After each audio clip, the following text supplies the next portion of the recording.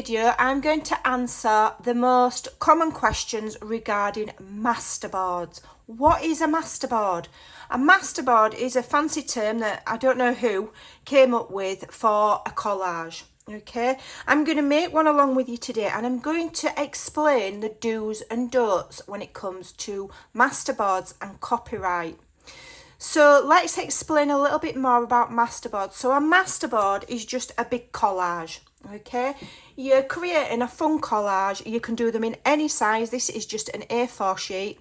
You can make them larger. You can make them on any kind of background. This is just lightweight cardstock. You could make them on large book pages, map pages, wallpaper scraps, 12 by 12 scrap papers that you've fallen out of love with. You can make them on anything and in any size. So what are they? So they're just collages. So you're getting bits of paper, and the idea is to adhere them in a pretty random, but at the same time kind of not random, kind of a system. And is this going to come out? Let's swap. I'll swap to the Liquitex. And then what people do is once they've completed whatever size sheet they're doing, okay, they then cut them up, and you can make journal covers with them. You can make tags. You can make pockets, journaling cards, just about anything you want from this unique piece of artwork that you've created. Okay, so that's what they are, and that's what we do with them. So here I'm just using a matte medium. You can use glue stick. You can use whatever you want. Okay, I just don't like the feel of glue stick, so I use a matte medium. And then when you've done whatever you're doing, you can seal over the top if you want. It's not always necessary. And that's the basic process. So we're just randomly adding parts. So here I'm using, for example, this is antique music sheet. This is no longer under copyright. It's outside of the copyright jurisdiction. That's a hard word for me to say when I roll my R's. You need to check the copyright within your own country because it does vary from country to country.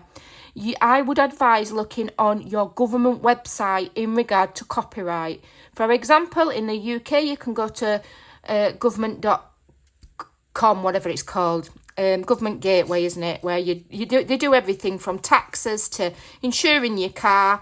All your information's on there, okay? And I suggest you do the same within your own country. So these, I know, are not subject to copyright because they're antique. So they're outside of the copyright in my country. So that's that. So before we continue, the main issue is regarding scanning, photocopying and passing on of masterboards. If you're making a masterboard and all you're ever going to do is use it for your own personal use, okay, then the police are not going to come for you because nobody's going to ever know. The problem comes when people want to scan them in and then use them, cut them up, use them to make tags, and then put them in a journal that they're going to sell, or want to create masterboards and collages to digitalise and sell the actual digital. This is when we come up with issues. So if I was using it for my own personal use, beg your pardon, I could do what I like. Nobody's going to know because nobody else is going to see it but me. Okay?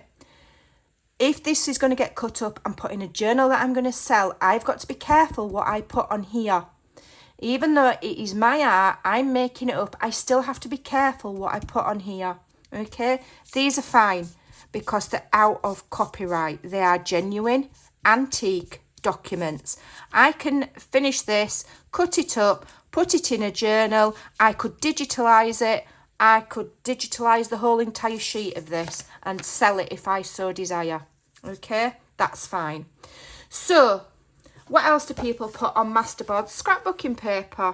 Let's just rip a piece of this. I've got loads of it, so don't worry thinking that I'm wasting. I bought too much of this and I'm not going to use it. So I'll do this one. This one's nice. Scrapbooking paper. Again, if it's for your own personal use, you can do what you want. If you're going to put the finished item in a journal that you're going to sell, Okay. Then that is you would need to add the original. So you'd need to cut this up, okay, and stick the actual physical, this finished item in the journal. Scrapbooking papers for that is fine, okay? Absolutely fine. You're allowed to do that because you're allowed to make new pieces with it and sell it. But again, just to re-emphasise, it would have to be this physical one that you've made, not a copy of it, okay? Digitals from other creators. So this is one of my digitals. So can we use these? If you've bought them, absolutely. You can rip up the digitals and add them to your masterboards. Okay, let's add this one. It's going to be a very random one. Okay, so this is one of my digitals. So if you were making a masterboard and you used one of my digitals, you can add that to your masterboard. When it's done, cut this physical masterboard up and put it in your journals for sale. What you can't do is scan it at the end when you've done, or photocopy or digitalise it and sell that sheet, because that is my image. That is Stamperia's image, but you can use the physical masterboard. Okay, right, so that is basically the theme when it comes to masterboards. So what else have we got? Let's have a look. Public domain images. Okay, these are some that I gave in my Facebook group. I've tweaked them a bit, but at the end of the day, these are available to anybody that searches for them. They're public domain. Okay, you can download public domain images. Just make sure they are genuinely public domain. Don't just assume. Do your research, double check. Okay, now I've not ripped that very well. I could add this to a masterboard with this, okay, with just the music paper and just these public domain images. I could then scan and copy, digitalise and sell that masterboard. I'm also free to make a copy of it and cut it up and put it in my journals, because that's out of copyright and that's public domain. These images don't belong to anybody. Okay, so if I add that, I'm absolutely fine.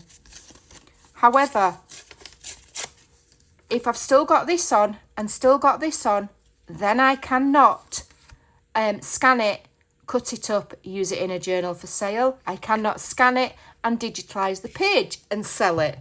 Are you with me? I'm sure you're following what I'm saying. Okay, this is going to be so random. Okay, so we'll stick that on there. Right, so, lovely. I bet y'all want to buy that. Let's talk about stamps. So here's a Tim Holtz stamp. And this is the same for any stamps. Doesn't matter where you've got them from. Even if you've got them from Temu or wherever, you should always practice the best practices when it comes to copyright. Right, I'm just going to stamp on here. So imagine I've collaged all of that and I'm now adding some stamping over the top. Okay, I'm adding some random stamping. Tim Holtz.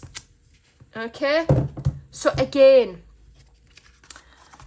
if I want to finish this, cut this physical masterboard up into tags and put it in a journal to sell, I can. Okay, I can. If I want to, when it's finished, I'm so impressed with this collage. Look how amazing it is. It's so amazing. And you're never going to get the same look twice. I want to scan it in. If it's for my own personal use and nobody's ever going to see the light of day and I want to just keep using this piece of artwork, that would be fine. Nobody would know. But what I can't do is scan it in, then cut it up, then put it in a journal for sale, or scan it and sell that as a digital piece of paper. That is against copyright. That's because this is under copyright to Stamperia. This stamp is under copyright to Tim Holtz. And this digital paper here is under copyright to me because I made it. So the only things that are completely golden to photocopy, scan and cut up and put in a journal for sale, or scan, digitalise and sell as a complete page, as are the public domain images. God, that's a rubbish sharp, isn't it? Let's find another one. Public domain images. Yes. Out of copyright prints, such as this music paper. Yes. Okay. So I hope that's really clear. I'll explain it one more time. If you want to make a masterboard and you want to put it in a journal for sale, use the original masterboard that you made. Use this physical one here. Cut it up and use it. That doesn't go against copyright. If I decide that this is so marvellous that I want to use it over and over, I can, if it's just for me and nobody, and it's never going to see the light of day. If I want to put it in a journal to sell or I want to digitalise it, I can't. Okay? Also, I would be very careful when you're making these kind of collages where you put pictures of it. Because don't forget, these are under copyright. So if you start doing your masterboards and plastering pictures of your masterboard all over the internet, that could go against copyright because it is a copy. A picture of this is a copy. If your friends come round and you show them, that's fine. And it all sounds really pedantic and really silly and really awkward, but we really must be respecting copyright laws, especially if you're selling, okay? And it's always good to use best practices. For example, when it comes to stamps, don't think just because you've bought stamps cheaply from Temu that you don't need to still adhere to copyright. Just because they might not adhere to copyright doesn't mean we shouldn't. Always do best practices. So I hope that's explained when it comes to masterboards. This one's hideously ugly. I would not want to scan it and copy it in.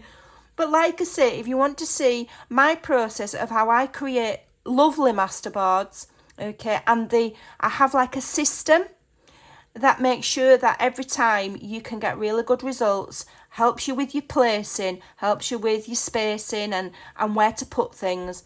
Check out the link in the description box below and maybe it can give you some ideas and inspiration. Thanks for watching, take care and I'll see you soon. Bye!